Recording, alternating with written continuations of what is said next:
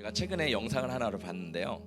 이제 아침에 등교를 하기 위해 아마 여기 계신 어머니나 또 아이들은 많이 공감이 될 것 같아요. 아침에 이제 등교를 하기 위해 지하 주차장을 내려가는 영상인 거예요. 그러니까 엄마랑 딸이랑 이제 바쁘게 이제 지하 주차장에 내려가서 자동차를 탑니다. 엄마가 운전석에 타서 딱 들어가고 딸은 이제 뒷좌석에 문을 열어서요. 보니까 이 CCTV인데 좀 멀리서 이렇게 보니까 뒷좌석을 열어서 가방을 두더라고요. 한참 가방을 두고 문을 딱 닫았는데 엄마가 자동차로 혼자 출발하는 거예요. 딸은 이제 앞좌석에 타려고 했는데 벙 쪄가지고 어떡하지? 이러는 상황에 엄마는 부 하면서 벌써 주차장을 나갑니다. 딸이 너무 당황해서 엄마를 막 따라가다가 영상이 끝나버리는 거예요. 야, 제가 이걸 보면서 우리의 삶에서 정말 중요한 게 뭐예요? 딸을 데리고 등교하는 건데 너무 마음이 급하고 바쁘다 보니까 딸을 두고 그냥 자동차가 출발해버리는 이런 사건이 우리 삶 가운데 너무나도 얼마나 많은지 모르겠습니다. 아마 여러분의 삶 가운데서도 정말 중요한 게 있는데 우리가 정작 중요한 것은 놓치고 살아가는 그러한 경우가 많이 있다라는 겁니다. 이 복음 전도자로 알려진 빌리 그레함이라는 목사님이 이런 얘기를 하셨어요. 내게서 성령의 능력이 떠나가면 나는 한 덩어리에 지능에 불과하다. 여러분, 성령님은요 우리의 호흡이시고 우리의 생명이십니다. 그런데 우리가 그 성령 없이 살아갈 때가 너무너무 많다라는 거예요. 그러면 우리는 어떤 존재라는 거예요? 고깃덩어리, 진흙덩어리에 불과하다는 겁니다. 여러분은 지금 성령 안에 살아있는 생명적인 존재입니까? 아니면 이 목사님의 말씀과 같이 진흙덩어리에 불과한 존재에 불과합니까? 여러분, 우리 하루를 살아가는 것을 한번 생각해 볼게요. 여러분의 지난 일주일, 어제 하루 한번 생각해 볼게요. 여러분은 어제 성령님과 얼마나 동행하면서 살아가셨나요? 여러분은 얼마나 하나님에 대해서 생각하고 살아가셨나요? 우리의 하루를 백분율에서 100%, 90%, 80%로 나눈다면 여러분은 몇 퍼센트 하나님을 생각하며 살아갔나요? 우리는 성령님 없는 삶, 하나님 없는 신앙생활을요, 성령님 없는 신앙생활이 불가능하다는 것을 알아요. 그렇죠? 그런데요, 너무나도 많은 사람들이 성령님 없는 신앙생활을 당연하게 여기며 살아가고 있습니다. 마치 기적처럼 나는 성령님 없이 너무나도 잘 살아요, 이러한 착각 속에 우리는 빠져 있다라는 겁니다. 여러분, 성령 없이는 우리는 아무것도 아닌 존재임을 예수님 믿습니다. 할렐루야. 스펄전 목사님이 이런 얘기를 하셨어요. 예수 믿으십니까? 성령으로 세례 받으셨습니까? 그런데 지금도 성령으로 충만하십니까? 제가 여러분에게 지금 질문해 볼게요. 한번 속으로 대답해 보세요. 예수 믿으십니까? 성령으로 세례를 받으셨습니까? 그런데 지금도 성령으로 충만하십니까? 주여, 다시 한번 묻겠습니다. 예수 믿으십니까? 성령으로 세례를 받으셨습니까? 그러면 지금도 성령으로 충만하십니까? 아멘. 할렐루야. 여러분, 선포할 때 능력이 나타나는 줄 믿습니다. 할렐루야. 여러분, 지금도 성령 충만하고 계세요? 지금이라는 말을 할 때 우리는 늘 두렵고 걱정됩니다. 그런데 오늘 말씀에 뭐라 그래요? 지금도 우리는 매일매일 성령에 충만해져야 되는 줄 믿습니다. 왜? 우리는요 성령 시대를 살아가고 있어요. 성령 없이는요 우리의 신앙은 죽은 껍데기와 같은 신앙인 줄 믿습니다. 로마서에서 이렇게 말합니다. 너희가 육신대로 살면 반드시 죽을 것이로되 영으로서 몸의 행실을 죽이면 살리니 무릇 하나님의 영으로 인도함을 받는 사람은 곧 하나님의 아들이다. 우리가요 성령 없이는 살 수 없대요. 성령 없이는 호흡할 수 없대요. 그런데 많은 그리스도인들이요 여전히 성령 없이 그냥 떳떳하게 너무 잘 살아가고 있습니다. 이것은요 우리의 삶의 위기인 줄 믿습니다. 우리의 삶의 경고예요. 여러분, 다시 한번 성령 안에 인도함을 받는 저와 여러분이 되시기를 예수님의 이름으로 축복합니다. 사도행전 이제 18장에서 우리가 지난주까지 18장을 봤는데요, 사도 바울이 2차 전도 여행을 이제 마치고 안디옥으로 돌아갑니다. 그리고 사도행전 18장 이후 19장부터는요 사도 바울의 3차 전도 여행이 시작돼요. 그리고 사도 바울은요 에베소로 가게 됩니다. 여기 말씀에 보니까 에베소에서요 성령님과 관련된 3가지 에피소드가 등장을 합니다. 제가 오늘 특별히 다음 세대를 위해 좀 그림을 준비했는데요, 첫 번째는요 너희가 믿을 때 성령을 받았느냐. 바울이 에베소에서요 어떤 제자들을 만납니다. 12명에 되는 사람들을 만나요. 그리고선요 이런 질문을 합니다. 너희가 믿을 때에 성령을 받았느냐? 여러분 한번 생각해 보세요. 우리가 세상에서요 정말 낯선 곳에서 그리스도인들을 만나면요 정말 즐거워합니다. 어머 교회 다니셨어요? 어머 예수님 믿으셨어요? 그러면서 우린 뭐라 그래요? 어디 교회 다니세요? 그 교회 너무 좋던데. 깨우는 교회요? 거기 목사님 너무 좋더라고요. 할렐루야. 여러분 이러면서 우리가 처음 만나면 뭐라 그래요? 어디 교회 다니세요? 교단은 어디세요? 이런 안부를 묻습니다. 그런데요 바울은요 처음 그리스도인들을 만났을 때 그런 질문을 하지 않았어요. 에베소 교회 다니세요? 거기 목사님은 누구세요? 아니요. 바울은요 뭐라 그랬어요? 너희가 믿을 때에 성령을 받았느냐? 할렐루야. 여러분 저는요 사람들을 만날 때 제일 궁금한 게 뭔지 아세요? 예수님 어떻게 만나셨어요? 성령 어떻게 받으셨어요? 저는 늘 이런 질문이 너무너무 궁금하고 알고 싶어요. 왜냐면요 하나님은 너무나도 오묘하고 신비로운 분이셔서 하나님은요 각 사람을 만난 그 간증의 스토리가 다 다르다는 거예요. 그래서 이 사람을 만난 하나님, 저 사람을 만난 하나님, 우리 준우를 만난 하나님, 모두 하나님이 다르다는 거예요. 그러면요 이 스토리를 듣다 보면요 너무 흥미진진합니다. 하나님이 이렇게도 역사하셨네, 하나님이 이렇게도 만나주셨네. 그러면서요 내 심령에요 꺼져있던 불도 막 올라오기 시작해요. 할렐루야. 하나님을 만난 간장은 너무너무 즐겁습니다. 제 친구 중에서 한 명이 불신자였고 무신론자였습니다. 그 친구는 늘 항상 이렇게 말했어요. 예수 믿는 자들은 너무너무 나약해서 나 자신을 믿지 못하고 신이라는 존재를 믿고 살아가는 그런 나약한 사람들이야. 늘 이런 얘기를 하고 살았던 제 친구가 있어요. 그런데 제 친구가 혼자서 이탈리아를 여행하고 유럽을 여행합니다. 그러다가 이 카타콤, 여러분 아시죠? 그리스도인들이 핍박을 피해서 지하에 땅굴을 파고 살았던 곳이 카타콤이잖아요. 그 친구가 이제 카타콤 뭐 유명하니까 한번 가보자 해서 카타콤을 방문을 합니다. 카타콤을 방문해서 있는데요 갑자기 하나님의 음성이 들려지기 시작하는 거예요. 무신론자였고 하나님을 부인하고 교회는 한 번도 나가보지 않은 친구에게 하나님의 음성이 들리는데 너는 왜 나를 핍박하느냐? 너는 왜 나의 존재를 부인하느냐? 갑자기 이 친구가요 그 음성을 듣더니 깜짝 놀란 거예요. 충격을 받고요 나 이제 하나님이 살아계시네, 나 이제 교회 다녀야겠다 이런 마음을 먹고요 한국에 돌아와서 미국에 돌아와서요 스스로 교회를 다니기 시작했어요. 그리고 예배 중에요 성령을 받았습니다. 제가 이 이야기를 듣고 너무 소름이 돋았어요. 와, 하나님은 진짜 이 불신자와 같은 내 친구에게도 이렇게 임하시는구나. 아마 여러분 중에서도요 예수님을 만났던 스토리, 성령을 받았던 스토리가 다 있을 겁니다. 할렐루야. 그게 없으면 우리는 안 돼요. 왜? 기독교는요 종교가 아닙니다. 우리는요 하나님과의 생명적인 관계를 누리는 신앙인 줄 믿습니다.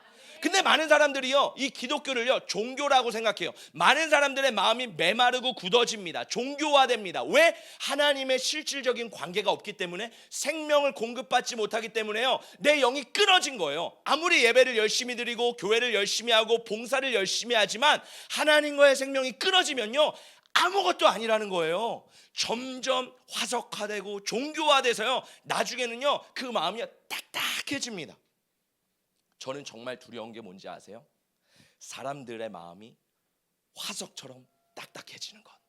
아마 여러분 중에서, 청소년 친구들 중에서 어떤 친구들은 한때 뜨거웠고 말랑말랑했고 하나님을 사랑했던 친구들이 있어요. 근데 오늘 예배드리기 싫고 말씀 듣기 싫고 짜증나고 이런 친구들 안에서는 어떤 마음이 있을까요? 그 마음이 이미 종교적으로 어렸을 때부터 굳어지기 시작합니다. 그러면 나중에 어떻게 될까요? 하나님을 어떻게 하면 떠날까? 어떻게 하면 교회를 나갈까? 어떻게 하면 이 자리를 박차고 나갈까? 늘 그런 생각에 사로잡힌다는 거예요. 여러분, 우리의 신앙을 날마다 점검하기를 예수님의 이름으로 축복합니다. 안타깝게도 제가 어떤 사람들에게 물어봅니다. 예수님 만나셨어요? 성령 받으셨어요? 그러면요 그 얘기를 듣고요 자기도 너무 신나서 저 이렇게 만났어요, 저렇게 만났어요 막 얘기하는 분들도 있어요. 그런데 진짜 안타까운 것은 어떤 분을 물어봅니다. 모태신앙이에요? 수십 년 신앙생활했어요? 근데 이렇게 말해요. 목사님, 그 예수님을 만난다라는 게 참 추상적인 말인 것 같은데 그게 도대체 무슨 의미인가요? 성령을 받는다고요? 참 추상적인 얘기 같아요. 그게 무슨 의미입니까? 많은 사람들이요 예수를 믿는다고 하고 성령을 인정한다고 하지만 삶 속에서요 그런 관계가 전혀 없는 거예요. 예수를 만나는 게 뭐지? 성령을 받는 게 뭐지? 라고 하면서 그 질문에 굉장히 당황해야 합니다. 저는 여러분이 정말 예수를 만나기를 예수님의 이름으로 축복합니다. 성경의 이야기는 뭐예요? 하나님을 만난 사람들의 이야기인 거예요. 모든 사람들, 아브라함, 모세, 다윗, 베드로, 사도 바울, 모든 사람들은요 하나님을 만난 스토리입니다. 하나님을 만나고선 그 사람들의 이후의 삶의 스토리가 진행돼요. 하나님을 만난 스토리가 없는 사람들은요 그 이야기가 진행되지 않습니다. 이거는요 성경에 그냥 문자적으로 나오는 이야기가 아니라 우리의 삶에도 동일한 말씀이라는 거예요. 많은 사람들이요 성경 말씀을 보고선요 문자적으로 아브라함은 이렇게 만났구나, 다윗은 이렇게 만났구나. 근데요 하나님은요 나도 그렇게 만나주길 원하신다라는 거예요. 근데 많은 사람들이 머리만 커져 있습니다. 영적인 대두라 그러죠. 성경에 대한 이야기, 아브라함의 하나님, 이삭의 하나님, 야곱의 하나님에 대해서는 빠삭합니다. 그런데 문제는 뭐예요? 내가 만난 하나님은 없다라는 거예요. 여러분 우리 안에 정말 중요한 게 뭐예요? 내가 만난 하나님에 대한 간증이 살아있어야 되는 줄 믿습니다. 어제 만난 하나님, 오늘 만난 하나님, 매일매일 만나는 하나님의 그 간증이 여러분 가운데 있기를 축복합니다. 여러분 이게 없다면 진짜 심각하게 고민하셔야 돼요. 내 신앙생활에 정말 주님 앞에 엎드려서 주님 나를 만나주세요, 주님 나를 변화시켜주세요, 이 기도가 나와야 되는 게 정상인 줄 믿습니다. 우리 함께 말씀을 보도록 하겠습니다. 함께 읽어보겠습니다. 시작. 그들이 너희에게 말하기를 마지막 때에 자기의 경건하지 않은 정욕대로 행하며 조롱하는 자들이 있으리라 하였나니 이 사람들은 분열을 일으키는 자며 육에 속한 자며 성령이 없는 자니라. 유다서에 보니까 육에 속한 자, 성령이 없는 자에 대해서 말을 합니다. 제가 교회를 섬기면서 강대영 목사님께서 늘 하시던 말씀이 있으셨어요. 나는 종교와 싸우고 있다. 나는 늘 종교와 싸우고 있다. 이런 얘기를요 항상 입버릇처럼 하고 계셨어요. 저는요 그때 이게 무슨 의미지? 왜 종교와 싸우고 있다고 말씀하시지? 잘 이해가 되지 않았는데요, 제가 진짜 목회를 해보니까요 이거를 조금은 알 것 같아요. 무슨 의미냐면요, 우리 안에 종교성이 굉장히 많습니다. 자 보세요. 많은 성도님들이, 많은 사랑하는 성도님들이 교회를 예배를 드리고 봉사를 하고 헌신하고 봉사를 합니다. 그런데 하나님과의 생명적인 관계 없이 봉사하고 예배드리고 헌신하다 보면요 어느 순간 내 안에 자아가 올라오게 돼요. 그러면요 그 자아는 걷잡을 수 없습니다. 어떻게 반응하는지 아세요? 나 이렇게 열심히 헌신했는데, 나 이렇게 열심히 봉사해줬는데 나 알아보지 않으세요? 나 인정해주지 않으세요? 여러분 인정과 알아주는 거 너무 필요합니다. 그런데요 그 마음의 중심에 뭐가 있다라는 거예요? 자아의 열매들이 맺혀진다는 거예요. 제가 말씀을 준비하고 정말 두렵고 떨림으로 이 시간을 준비하거든요. 왜냐하면요 저도 마찬가지예요. 저도 말씀을 준비할 때 계속 기도하면서, 방언으로 기도하면서 하나님 앞에 막 매달립니다. 왜냐하면 저도 깨달았어요. 하나님, 제가 성도들에게 육신의 것을 심지 않게 해주세요. 영의 것을 심게 해주세요. 할렐루야. 그러면요 우리 안에 영의 것들이 나타납니다. 많은 사람들, 성도들도 마찬가지예요. 내가 신앙생활을 하면서요 육의 것을 심어요. 나도 모르게 하나님과의 관계없이 심는 것이 육의 것이거든요. 근데 육의 것을 내가 계속 심다 보면요 어느 순간 육의 씨앗이 자라서 열매가 돼요. 그러면 그 열매가 되면 어떻게 됩니까? 자아의 열매, 육신의 열매가 나타나서요 교회 안에서 자기 주장을 하고 불신을 하고 분열을 일으키고 교회를 아프게 하는 그런 일들이 많이 일어납니다. 저는 이전에 있었던 교회에서 그런 것들을 많이 봤어요. 왜? 하나님 앞에 육신으로 심었기 때문에. 저는요 이 말씀을 준비하면서 정말 두렵고 떨리는 마음으로 여러분에게 전달을 합니다. 여러분 정말 제가 간곡히 부탁드립니다. 하나님과의 생명적인 관계 없이는 우리 정말 아무것도 할 수 없습니다. 여러분의 삶 가운데 그 끊어졌던 관계를 다시 한번 회복하시기를 예수님의 이름으로 축복합니다. 그게 여러분이 잘 되는 길이고 우리 교회가 승리할 수 있는 비결이고 우리의 삶이 승리할 수 있는 진짜 비결인 줄 믿습니다. 여러분 하나님과의 관계 꼭 회복하시기를 축복합니다. 우리 옆에 사람과 인사해볼까요? 하나님과의 관계를 회복하세요. 우리 말씀을 한 번 더 읽어보도록 하겠습니다. 시작. 육체의 소욕은 성령을 거스르고 성령은 육체를 거스르나니 이 둘이 서로 대적함으로 너희가 원하는 것을 하지 못하게 하려 함이니라. 교회를 수십 년 다녀도 성령을 받지 못한 사람이 있어요. 성령을 받았다고 감정적인 것에 착각하는 사람들이 많이 있습니다. 성경을 수십 독해도 성령을 받지 못한 사람들이 있어요. 교회에서 장로, 권사, 집사, 직분을 받아도요, 성령을 받았다라는 증거는 아니에요. 목사, 전도사도 마찬가지입니다. 성령을 받아야 되는 거예요. 할렐루야. 성령 없이는 정말 이 교회는 존재할 수 없습니다. 성령 없이는 성도가 존재할 수 없다고요. 근데 우리 안에 성령을 받기 싫어하는 마음이 뭔지 아세요? 교만한 마음입니다. 우리 안에 두 마음이 있다고 성경은 말하고 있어요. 육체의 소욕, 내 육신의 자아의 생각들과 마음이 있어요. 그리고 성령의 생각들이 있답니다. 늘 우리는 이것과 싸웁니다. 부딪힙니다. 늘 육신의 생각이 올라오고 성령의 생각이 올라와서 우리가 무엇을 선택하느냐에 따라 달려있는 거예요. 그런데 많은 사람들이 어떠세요? 육신의 것을 붙잡습니다. 내 자아의 것을 붙잡습니다. 하나님 앞에 교만합니다. 굴복하지 않습니다. 그러니까요, 내가 깨지지 않는 거예요. 제가 금요일날 말씀드렸죠. 하나님 앞에 하나님 나를 굴복시키소서, 하나님 나를 굴복시키소서. 그때 하나님께서 부흥을 부어주셨다고 했잖아요. 제가 오늘 아침에 일어나서 준비를 하고 샤워를 하는데 제 마음속에 계속 올라오는 하나의 문장이 있었습니다. 하나님 나를 굴복시키소서. I surrender. 하나님, 주님 앞에 항복합니다. 굴복합니다. 주님 앞에 나를 낮춥니다. 주님 앞에 겸손하게 나아갑니다. 주님, 오늘도 은혜를 부어주세요. 여러분, 우리 안에 이 겸손한 마음이 늘 있어야 되기를 예수님의 이름으로 축복합니다. 하나님 앞에요, 정말 여러분이 만약에 성령을 받지 못하셨다면, 여러분 안에 정말 하나님과의 관계가 멀어졌다면요, 제발 부탁드립니다. 회개하시기를 축복합니다. 회개하셔야 돼요. 하나님과 멀어진 관계가 회복돼야 됩니다. 오늘 우리 서준호 형제님이 찬양 인도할 때 처음에 정말 중요한 말씀을 전하셨어요. 예수님께서 말씀하십니다. 내가 문 밖에 서서 문을 두드리노니 누구든지 내 음성을 듣고 문을 열면 내가 그에게로 들어간대요. 예수님이 여러분 안에 계속 문을 노크하고 있는데 어떤 사람은 아직도 아나무인처럼 닫고 있는 사람이 있습니다. 여러분의 마음을 여시고 회개하고 회복되시기를 예수님의 이름으로 축복합니다. 다시 한번 바울이요, 만약에 우리 교회에 왔다면, 지금 이 강대상에서 바울이 복음을 전한다라면 여러분에게 처음 메시지가 무엇입니까? 너희가 믿을 때에 성령을 받았느냐? 다시 한번 여쭤봅니다. 여러분은 예수를 믿을 때 성령을 받으셨습니까? 여러분은 교회를 다니면서 성령을 받으셨습니까? 이것이 없다면 우리는 다시 한번 점검해 봐야 됩니다. 여러분은 지금도 성령 충만하십니까? 성령 충만하시기를 예수님의 이름으로 축복합니다. 두 번째, 바울이 에베소에서 있었던 두 번째 에피소드는 성령의 능력으로만 영적 전쟁에 승리할 수 있다라는 거예요. 바울이요, 이 3차 전도 여행을 하면서 에베소에 2년 3개월을 머뭅니다. 굉장히 오래 머물었어요. 그곳에서 두란노 서원이라는 것도 생기게 됐죠. 그래서 두란노 서원에서 사람들을 막 가르칩니다. 근데 참 놀라운 것은 우리가 그동안 바울의 사역을 보면 특별한 기적이나 이적이 있었지만 정말 어마무시무시한 이런 것들이 별로 없었던 것 같아요. 근데 오늘 어떤 일이 일어나냐면, 바울이 성령에 충만하니까 사람들이 바울의 손수건을 가져가다가 병든 자에게 딱 얹으니까 병든 자가 낫는 거예요. 바울의 앞치마를 가져다가 귀신 들린 자에게 딱 덮어놓으니까 그 안에 있는 귀신이 떠나가는 겁니다.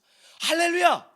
이런 놀라운 역사가 지금 바울을 통해 에베소에서 막 일어나고 있어요. 근데 사람들이요, 이 모습을 보면서 예수님께로 막 돌아오기 시작합니다. 수많은 사람들이 예수를 믿기 시작해요. 그리고 반면에 이 바울의 모습을 보면서 흉내내는 사람들도 있었다라는 거예요. 말씀해 보니까 유대인 마법사들도요, 이 바울처럼 흉내를 냅니다. 내가 바울이 믿는 예수의 이름으로 명하노니 귀신아 떠나가라. 이 마술사들이 너무 신기하니까 예수의 이름을 빌려서 막 행하는 거예요. 그 중에 스게아라는 한 제사장이 있습니다. 이 제사장에게는요 7명의 아들이 있었어요. 이 7명의 아들이요 바울을 똑같이 따라합니다. 그러면서 내가 바울이 전하는 예수의 이름으로 귀신아 떠나가라 막 이렇게 하는 거예요. 근데요 귀신은요 다 알아봅니다. 여러분, 이게 그냥 말 같죠? 우리가 선포할 때 예수의 이름으로 떠나가라 말 같죠? 이것은 실제입니다. 할렐루야. 이것은 능력이고 권세이고 권능입니다. 할렐루야. 하나님의 말씀은 살아있어요. 근데 중요한 건 이 스게아의 7 아들은요 그 안에 성령이 없었어요. 예수가 없었어요. 그냥 흉내만 내니까 어떤지 아세요? 귀신이 말합니다. 내가 예수도 알고 바울도 아는데 너는 누구냐? 너는 누구냐? 이 귀신들을 이렇게 외치는 겁니다. 그리고 이 7 아들은요, 귀신에게 덮쳐서 매 맞고 옷 벗기고 쫓겨서 도망가는 사건이 일어나요. 여러분, 제가 하나님의 임재가 막 강력할 때 귀신들이 막 드러나요. 축사 사역이 막 일어납니다. 그러면요, 정말 제가 대단해서가 아니라 그 성령의 임재 안에서 제 눈을 막 피하는 분들이 계세요. 그리고 마음속으로 막 이렇게 저를 좀 이렇게 멀리하는 분들이 계세요. 그러면요, 저는 그런 분들일수록 더 다가갑니다. 그리고 그 사람에게 손을 얹고 기도하면요, 역시나 그 안에 숨어있는 악한 영이 드러나기 시작해요. 많은 경우 제가 많이 들었습니다. 이렇게 간증을 하더라고요. 목사님, 제가 사실 그날은 목사님에게 이름을 안 불리려고 엄청 기도를 했습니다. 두렵고 떨었습니다. 근데 목사님이 이름을 부르고 저에게 안수할 때 이런 역사가 일어나는 거예요. 왜? 예수의 이름에 능력과 권세가 있기 때문에. 성령의 능력 없이는요, 귀신을 쫓아낼 수 없습니다. 할렐루야. 그러면요, 과연 마귀가 여러분을 볼 때는 뭐라고 말할까요? 쟤 너무 잘 알지. 쟤 말은 그런데 성령은 없어. 마귀는 너무 잘합니다. 쟤 알지. 쟤 연약한 부분 요거야. 내가 요거만 건드리면 쟤 내 거야. 쟤 지금 열심히 하고 있지만 내가 좀만 건드리면 그냥 넘어져. 마귀는요, 우리의 약점과 연약함과 나의 넘어진 모든 것들을 잘 알고 있어요. 여러분, 만약에 여러분이 예수의 이름을 쫓아낼 때 마귀가 뭐라고 대답할까요? 여러분, 우리 안에 성령의 충만함이 있어야 될 길을 예수님의 이름으로 축복합니다. 제가 목회를 하면서 좀 마음이 힘든 저에게 있어서 연약한 부분이 하나가 있었어요. 이거는 제가 보니까 개척 목회를 하는 목사님들에게는 아마 대부분이 있을 것 같아요. 그리고 이거를 내가 예수 안에 뛰어넘느냐 뛰어넘지 못하느냐가 참 중요한 하나님의 한 과제 같았어요. 근데요, 저는 그걸 몰랐습니다. 제 안에 늘 부담과 어려움이 있었어요. 말씀을 잘 전하고 기도도 잘했습니다. 근데요, 어떤 순간 마귀가요, 그거를 탁 건드리면요, 제 마음이 와르르 무너지는 거예요. 오늘도 성령 충만했습니다. 근데 마귀가 그 부분을요, 생각나게 합니다. 기억나게 합니다. 그리고 톡 건드리면요, 마음이 와르르 무너집니다. 그러면요, 그날 예배를 너무 하나님 앞에 잘 드렸고 성령 충만했지만 와르르 무너져서 하루 종일 막 고뇌하기 시작하는 거예요. 일주일, 주일날 만약에 그렇잖아요. 집에 돌아가서 일주일이 너무 괴롭습니다. 그럼 월요일날 쉬어야 되는데 그것만 붙잡고 있는 거예요. 이번 주 그저께였죠. 금요일 날에도요, 제가 진짜 하나님 앞에 막 기도하고 정말 말씀을 하나님 앞에 겸손하게 잘 전했습니다. 기도도 열심히 했어요. 근데요, 갑자기 마귀가 그 생각을 탁 건드는 거예요. 그랬더니 제 안에 충만했던 게 확 떨어지면서 막 이러기 시작하는 거예요. 그래서 바로 하나님 앞에 무릎 꿇었습니다. 하나님 앞에 무릎 꿇어서 기도하는데요, 하나님이 딱 이런 마음을 주시더라고요. 그전에는 몰랐거든요. 그전에는 그냥 그거를 지나갔고 너무 힘들었고 괴로웠거든요. 근데 하나님 이게 뭡니까? 도대체 왜 그렇습니까? 하나님 앞에 막 기도하는데 하나님이 이렇게 말씀하시더라고요. 마귀가 너에게 갈고리를 대었단다. 그게 너의 약점이란다. 마귀는 그걸 통해 너를 속이고 있단다. 그거 거짓말이야. 하나님이 그거 거짓말이라는 마음을 주시더니 이거 내가 속고 있구나. 내가 마귀의 거짓말에 지금 농락당하고 있구나. 이걸 깨닫고요, 제가 이 자리에서 마귀와 예수의 이름으로 떠나가라 막 선포를 하고선 일어났는데요, 그 불편하고 찝찝했던 감정이 사라지기 시작하는 거예요. 여러분, 중요한 건 뭐예요? 마귀는요, 우리 마음에 약점과 갈고리를 다 두고 있습니다. 여러분의 약점은 무엇입니까? 여러분의 아킬레스건은 무엇입니까? 여러분, 우리가 늘 넘어지는 생각, 감정, 기분, 주위 사람의 말, 무언가 주변 상황과 환경이 있어요. 늘 내 신앙에 충만하지만 그 하나가 걸려 넘어지면요, 또 넘어지는 부분이 있다고요. 근데요, 이걸 우리가 인지해야 돼요. 그리고 예수의 이름으로 쫓아내고 그 영적 전쟁에서 승리할 때 우리는 그것을 넘어가는 줄 믿습니다. 아멘. 할렐루야. 아멘. 여러분, 그것이 무엇인지 꼭 발견하시고 하나님 앞에 묻기를 축복합니다. 세 번째입니다. 바울이 에베소에서 있었던 세 번째 에피소드는요, 회개가 부흥의 키다. 이 바울이 에베소에서 있을 때 부흥이 임하게 됩니다. 놀라운 부흥이 일어나면서 그 부흥이 일어날 때 중요한 것은 회개 운동이에요. 자, 우리 함께 말씀을 읽어보도록 하겠습니다. 시작. 그리고 신도가 된 많은 사람이 와서, 우리 좀만 더 크게 읽어볼까요? 시작. 그리고 신도가 된 많은 사람이 와서 자기들이 한 일을 자백하고 공개하였다. 또 마술을 부리던 많은 사람들이 그들의 책을 모아서 모든 사람 앞에서 불살랐다. 책값을 계산해 보니 은돈 5만 잎에 맞먹었다. 이렇게 하여 주님의 말씀이 능력 있게 퍼져나가고 점점 힘을 떨쳤다. 할렐루야. 여러분, 어떤 일이 일어나요? 바울이 복음을 전하자마자 사람들이 이제 바울에게 막 몰려옵니다. 그리고 자기들이 한 일을 자백하고 공개했대요. 공개적으로 내가 지은 죄를요, 한 사람씩 앞으로 나와서 하나님 앞에 자백하고 사람들 앞에 오픈했다라는 겁니다. 그러면서 여기 놀라운 부흥이 일어나고, 마술사들은요 자기가 가진 책들 얼마나 귀합니까? 1세기의 책을 얻기가 얼마나 힘들어요. 그 수십억 원 하는 책들을요 다 가져 나와서 불살랐다는 거예요. 자기의 모든 죄, 내가 가지고 있던 죄들을요 다 끄집어내서 불살랐다라는 겁니다. 말에서 끝난 게 아니라 행동으로 옮겨졌다고요. 회개 운동이요 말로만 주님 죄송합니다가 아니라 삶이 바뀌었다고요. 회개는 뭐예요? 내가 말로만 하는 게 아니라 나의 삶이 바뀌는 겁니다. 여러분 안에 회개와 변화가 있기를 예수님의 이름으로 축복합니다. 여러분, 부흥의 비결이 뭘까요? 어떻게 하면 우리 교회가 성장할까요? 저도 우리 교회가 부흥하고 성장하기를 원합니다. 아마 저와 동일한 마음을 다 가지실 거라고 생각을 해요. 교회 시설이 좋고 많은 프로그램이 있고 정말 뛰어난 찬양팀이 있고 그러면 사람들이 몰릴까요? 네, 그것도 필요합니다. 너무 중요한 전략입니다. 그런데요, 하나님의 일은요 그것을 뛰어넘어서 하나님의 부흥의 역사들을 보면요, 모든 부흥의 시작은요 회개 운동이 있었다는 거예요. 회개 없이는 하나님의 영이 부어지지 않는 거예요. 왜? 하나님은 거룩하신 영, 하나님은 깨끗하신 영입니다. 저도요 늘 하나님 앞에 점검합니다. 하나님, 제가 잊고 있는 죄는 뭡니까? 제가 모르고 지나가는 죄는 뭡니까? 하나님, 제 안에 있는 죄를 다 드러내시고 보게 하시고 하나님 앞에 고침받고 회개하게 해주세요. 저도요 너무 중요한 위치이기 때문에 하나님 앞에 그렇게 몸부림칩니다. 근데 저만일까요? 아니요. 여러분 한 사람 한 사람이 우리 깨우는 교회예요. 할렐루야.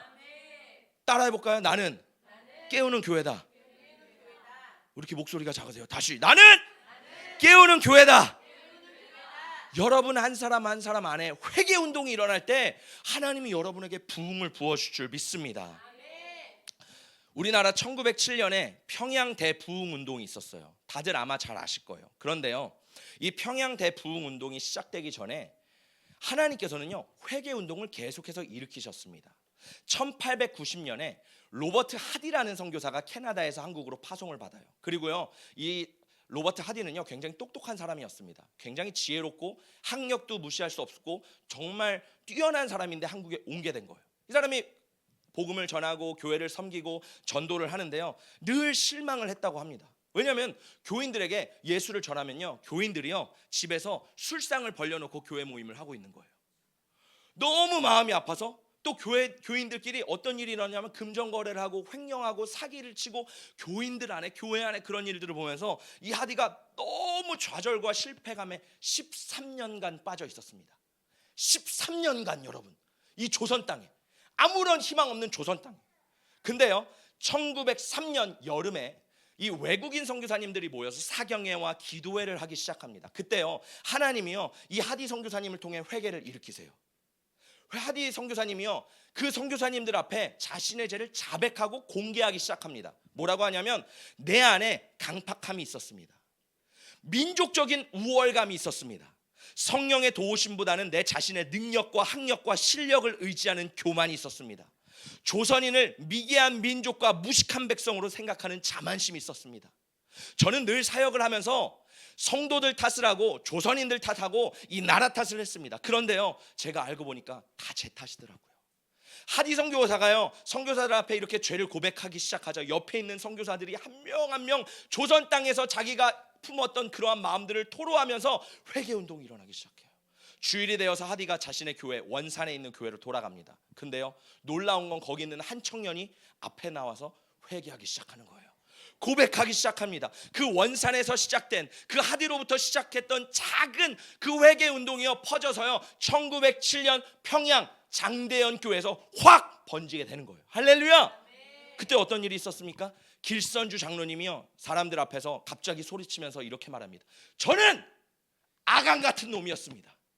제 친구가 죽을 때 많은 재산이 있었어요. 근데 제 아내가 너무너무 어리석어서 그것을 제 친구의 아내가 어리석어서 그 모든 전 재산을 저에게 맡겼습니다. 그리고 아내를 도우라고 말했습니다. 그런데요, 저는요 그 친구의 재산 중에 100불을 제가 훔쳤습니다. 여러분, 저의 죄를 자백합니다. 이분이 뭐예요? 장로였어요. 하나님 앞에, 사람들 앞에 쪽팔릴 수 있어요. 그런데요, 그 앞에 나와서 자신의 죄를 자백하는 거예요. 제가 100불을 훔쳤습니다. 내일 아침에 그 여자에게 가서 그 100불을 다시 돌려주겠습니다. 죄송합니다. 그러자요, 회개 운동이 일어났는데 1명, 2명, 3명, 1명씩 앞으로 나와서 자기 죄를 회개하고 고백하니까요, 이 안에 울음바다가 되고 사람들이 막 울기 시작하는 거예요. 이 집회가요 새벽 2시까지, 새벽까지 막 넘어가면서 이 평양 안에 회개 운동이 일어났습니다. 할렐루야. 한국 교회는요, 만약에 이 회개 운동이 없었다면 머리만 큰 정말 잘못된 교회가 됐을 거예요.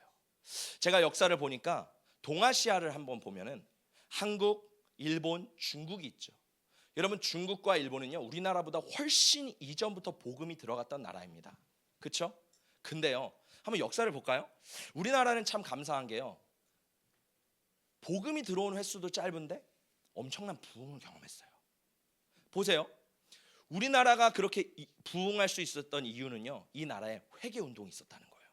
이 평양 1907년 평양 대부흥 회개 운동이 일어나고 나서요, 이 한국 전역의 교회가 개척되기 시작했습니다. 거기서 끝나지 않고요, 1908년 1909년에는요 이 복음의 회개 운동이요 만주에까지 펼쳐집니다. 만주에 있는 중국인들도요 하나님 앞에 자백하고 회개하는 막 그런 일들이 일어나요. 근데요, 안타까운 건 뭔지 아세요? 일본은요 우리나라보다 훨씬 몇백 년 전부터 복음이 들어갔어요. 일본에 가면요 순교자의 피가 있습니다. 예수를 믿는 사람들이 아직도 숨어서 있습니다. 근데 중요한 건 제가 아직 발견하지 못할 수도 있겠지만 일본에는요 우리나라와 같은 강력한 회개 운동이 없었어요. 하나님 앞에 이렇게 회개 운동이 없었기 때문에 지금도 주춤주춤하고 아직도 영광과 부흥을 보지 못했습니다. 우리나라가 부흥을 한 이유는 뭐예요? 회개 운동. 할렐루야. 데이비드 올포드라는 목사님이 이런 얘기를 하셨어요. 구약의 죄는 성부 하나님을 거절한 것이고 신약의 죄는 성자 하나님을 거절한 것이며 현 시대의 죄는 성령 하나님을 거절한 것이다. 여러분, 성령님을 정말 인정하십니까? 여러분, 성령님과 정말 매 순간 동행하십니까? 이 시대는 성령 시대입니다. 우리가 성령을 놓치면요 생명이 없는 신앙생활을 하는 거예요. 우리 학생 친구들 한번 들어보세요. 여러분, 공부를 잘하는 게 중요한 거예요? 신앙생활을 잘하는 게 중요한 거예요? 우리 어른분들, 열심히 사는 게 중요한가요? 신앙생활을 잘하는 게 중요한가요? 저는 이거를 이분법적으로 나누는 게 아닙니다. 무조건 신앙이 옳다? 제가 말씀드리는 건요 둘 다 중요해요. 공부하는 것, 신앙생활하는 것, 열심히 사는 것, 신앙생활하는 것 다 중요합니다. 그러나 저는 가치를 말씀드리는 거예요. 우선순위를 말씀드리는 거예요. 내 마음의 우선순위가 하나님인가 세상인가, 세상인가 하나님인가, 이거를 점검하라고 하는 겁니다. 둘 다 중요해요. 근데 내가 더 가치를 두는 게 뭐냐고요. 여러분은요 기대한 대로 성적이 나오지 않으면, 그리고 불합격하면 울고 슬퍼합니다. 그런데요 죄짓고 하나님의 말씀대로 살지 못하면 그것 때문에 울고 하나님 앞에 회개하고 하나님 앞에 나아온 경험은 있으신가요? 여러분요, 내가 사업하고 내가 세상에서 사람들과의 관계가 깨지고 그러면요 그걸로 인해 너무 괴로워합니다. 그런데 내가 지은 작은 죄 때문에 하나님 앞에 나와 자백하고 울고 하나님 앞에 통곡하는 적이 있었냐고요. 우리의 인생의 중심축은 하나님인가요? 아니면 나 자신인가요? 나는 하나님을 위해 살아왔나요? 아니면 나를 위해 살아왔나요? 나는 누구를 위해 존재하나요? 나는 누구를 위해 사나요? 인생의 목표를 결정할 때 하나님으로부터 시작하셨습니까? 아니면 내가 알파와 오메가였습니까? 우리는 늘 결정하고 선택할 때 나로부터 시작해요. 근데 예수님 말씀하십니다. 내가 시작이요 나중이다. 내가 알파요 오메가다. 이거는요 그냥 하나의 선언이 아니에요. 하나의 말씀이 아닙니다. 우리의 삶에 내가 너희 삶의 시작이고 나중 돼야 된다. 내가 너희의 삶의 알파와 오메가가 돼야 된다. 할렐루야. 이러한 결단들이 우리 가운데 일어나기를 예수님의 이름으로 축복합니다. 이 시대에 하나님 앞에 깨끗한 그릇이 되려고, 거룩한 자가 되려고 날마다 울고 회개하고 몸부림치는 진정한 하나님의 자녀가 몇 명이나 될까요? 저는 바라옵기는 우리 사랑하는 깨우는 교회 성도님들 전부가 하나님 앞에 그렇게 몸부림치며 하나님 앞에 나아가는 온전한 거룩과 청결한 자가 되시기를 예수님의 이름으로 축복합니다. 여러분, 우리가 이 상태로 만족할 수가 없습니다. 주님 앞에 더 깨끗해지고 더 거룩해지며 성령님을 인정하기를 예수님의 이름으로 축복합니다. 할렐루야. 우리 함께 찬양하고 기도하도록 하겠습니다. 오늘 찬양은요, 좀 빠른 찬양을 하려고 합니다. 우리 안에 이렇게 박수치고 뜨겁게 찬양하고 기도할 때 이 회개의 영이 임하기를 예수님의 이름으로 축복합니다. 할렐루야.